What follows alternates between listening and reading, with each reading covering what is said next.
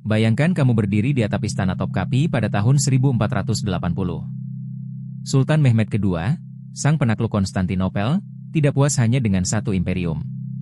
Tatapannya kini tertuju ke barat, melintasi Laut Adriatik. Bagi Ottoman, Roma adalah Gazetel Elma, alias apel merah yang harus dipetik. Ini bukan sekadar ambisi wilayah, melainkan takdir religius.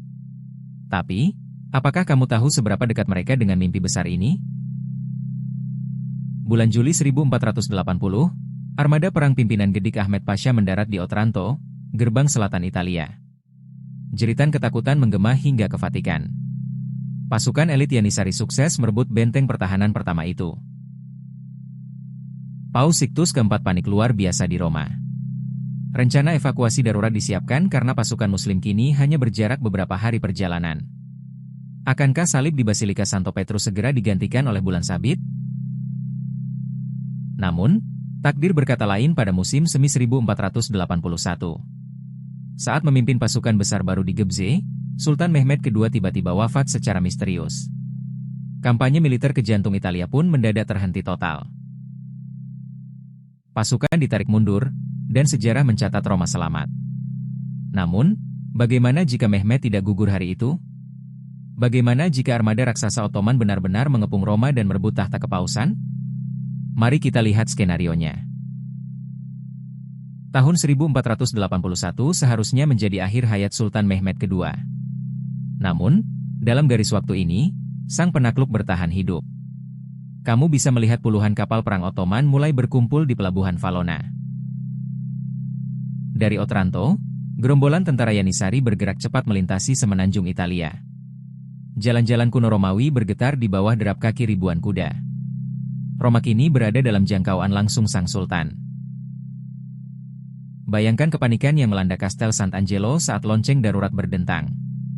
Paus Sixtus keempat menyadari bahwa dinding batu Roma tidak akan mampu menahan meriam raksasa Basilika milik Mehmed. Sebelum gerbang kota runtuh, sang paus melarikan diri melintasi pegunungan Alpen menuju Avignon, Prancis. Roma ditinggalkan tanpa pemimpin spiritualnya.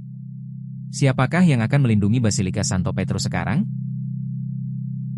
Pada musim gugur tahun 1482, bendera merah dengan bulan sabit berkibar di atas Koloseum. Kejatuhan kota abadi ini mengirimkan gelombang kejut ke seluruh penjuru Eropa Kristen. Mehmed II menunggangi kuda putihnya melewati runtuhan Forum Romawi langsung menuju Basilika Santo Petrus Lama. Di sana, ia tidak berniat menghancurkannya. Ia memiliki rencana yang jauh lebih besar. Sama seperti di Konstantinopel, sang sultan memerintahkan penutupan mosaik-mosaik Kristen dengan plester indah. Tempat suci ini resmi berganti nama menjadi Masjid Hagia Sophia Rum, ikon baru kekuasaan Islam. Dalam hitungan bulan, 4 menara batu yang tinggi menjulang dibangun mengelilingi basilika kuno tersebut. Suara azan pertama berkumandang di langit Roma, menggantikan lonceng gereja yang biasanya terdengar. Kamu mungkin bertanya-tanya, bagaimana reaksi kerajaan Spanyol dan Prancis melihat jantung Katolik runtuh? Mereka terpaksa membentuk aliansi rapuh demi mencegah ekspansi Ottoman yang semakin tak terkendali. Kini, dengan Roma di genggamannya, Mehmed II mengarahkan pandangannya ke utara, menuju Wina. Tapi sebuah pengkhianatan besar sedang direncanakan di dalam dinding istananya sendiri secara rahasia. Roma runtuh dalam semalam. Kamu bisa merasakan kepanikan hebat di jalanan berbatu ketika panji bulan sabit berkibar di atas Castel Sant'Angelo pada musim gugur 1481. Ribuan warga berhamburan menyelamatkan diri. Para seniman Florencia mengemas kuas dan gulungan kertas berharga mereka secara tergesa-gesa. Bayangkan ketakutan Michelangelo muda yang terpaksa meninggalkan marmer mentahnya demi menghindari kejaran pasukan kavaleri Sipahi. Mereka berlari ke utara. Gerobak-gerobak kayu melintasi celah pegunungan Alpen yang dingin membeku menuju wilayah Jerman. Di dalamnya tersimpan manuskrip kuno Ptolemeus dan rancangan mesin perang Leonardo da Vinci. Pengetahuan berharga ini nyaris hangus terbakar. Venesia seketika berubah menjadi benteng pertahanan terakhir yang sunyi. Kapal-kapal patroli bersiaga di sepanjang kanal besar, menunggu kabar buruk dari Laut Adriatik.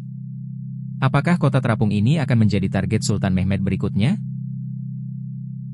Kabar kejatuhan Roma akhirnya mengetuk gerbang Paris pada musim dingin 1482. Di dalam istana Louvre yang temaram, Raja Louis XI gemetar membaca surat diplomatik berlapis lilin merah. Jantung Eropa kini berdegup kencang. Sementara itu, Kaisar Frederick III dari Kekaisaran Romawi Suci segera menyatakan keadaan darurat di Wina. Lonceng katedral berdentang tanpa henti, memanggil setiap pria dewasa untuk mengangkat senjata. Keadaan menjadi sangat kacau. Di pengasingannya yang dingin di Avignon, Paus yang tersingkir mengeluarkan dekret suci. Dia menyerukan persatuan seluruh kerajaan Kristen yang selama ini saling bertikai. Tapi, apakah seruan dari pengungsian ini masih didengar? Di Spanyol, Ratu Isabella menghentikan sejenak pengepungan Granada untuk menatap peta Mediterania yang baru. Kekuatan Islam kini menjepit Eropa dari timur dan barat. Sebuah kepungan raksasa yang belum pernah terjadi sebelumnya. Utusan diplomatik berkuda memacu hewan mereka melintasi perbatasan, membawa proposal aliansi militer besar-besaran. Prancis, Inggris, dan Spanyol harus melupakan dendam lama demi membentuk perang salib baru. Waktu mereka tidak banyak. Namun, saat tentara koalisi mulai berkumpul di lembah Sungai Danube, sebuah dekret mengejutkan datang langsung dari Istana Topkapi. Sultan Mehmed menawarkan kesepakatan damai yang licik. Tapi, apa isi perjanjian rahasia tersebut? Kejatuhan Roma pada tahun 1481 mengubah segalanya. Kini, kamu menyaksikan bendera bulan sabit berkibar dari semenanjung Italia hingga pantai Gibraltar. Laut Tengah resmi menjadi danau pribadi Kesultanan Ottoman yang sangat ditakuti. Bayangkan kamu adalah pedagang Venesia di tahun 1490. Setiap kapal rempah yang melewati pelabuhan Alexandria kini dikenakan pajak ganda oleh Gubernur Ottoman. Keuntungan Eropa runtuh dalam semalam akibat dominasi mutlak ini. Spanyol dan Portugal panik karena jalur darat Sutra dan jalur laut Mediterania sepenuhnya dikuasai Istanbul. Tapi apakah mereka menyerah? Raja Manuel I dari Portugal justru mengambil keputusan paling berani dalam sejarah maritim.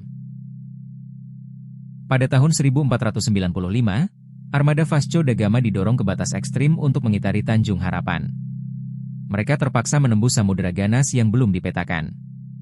Semua demi memotong rantai monopoli perdagangan sang sultan baru di Roma. Sementara itu, Ratu Isabella dari Castilla menandatangani pendanaan Christopher Columbus dengan tangan gemetar. Kamu bisa merasakan keputusasaan Spanyol saat 3 kapal kayu kecil berlayar ke barat melintasi Atlantik yang tak berujung. Pax Ottomanica memaksa poros ekonomi dunia bergeser dari pelayaran Mediterania ke kedalaman Samudera Atlantik. Pelabuhan Lisbon dan Seville mendadak menjadi pusat keuangan baru. Mereka berkembang jauh lebih cepat daripada sejarah asli kita. Kolonisasi benua Amerika terjadi dengan kecepatan brutal demi mencari emas untuk membiayai Perang Suci baru. Kerajaan Aztec dan Inca runtuh puluhan tahun lebih awal di bawah tapak kuda para conquistador yang panik. Sultan Ottoman tidak tinggal diam melihat taktik Eropa ini. Pada tahun 1520, galai tempur dikirim melintasi Laut Merah untuk mencegat armada Portugal di Samudera Hindia. Pertempuran laut raksasa pun pecah di perairan Diu. Kini dunia terbelah menjadi 2 kekuatan raksasa yang saling mengunci. Satu menguasai jantung Eurasia dan Mediterania, sementara yang lain menjarah kekayaan benua baru. Tapi, keseimbangan rapuh ini tidak akan bertahan lama. Saat emas dari suku Inca mulai membanjiri pelabuhan Spanyol, sebuah rencana rahasia disusun di bawah tanah Madrid. Pasukan salib baru sedang bersiap untuk merebut kembali Roma. Dan armada raksasa misterius tiba-tiba muncul di lepas pantai Italia. Bayangkan kamu berdiri di Piazza Venezia hari ini.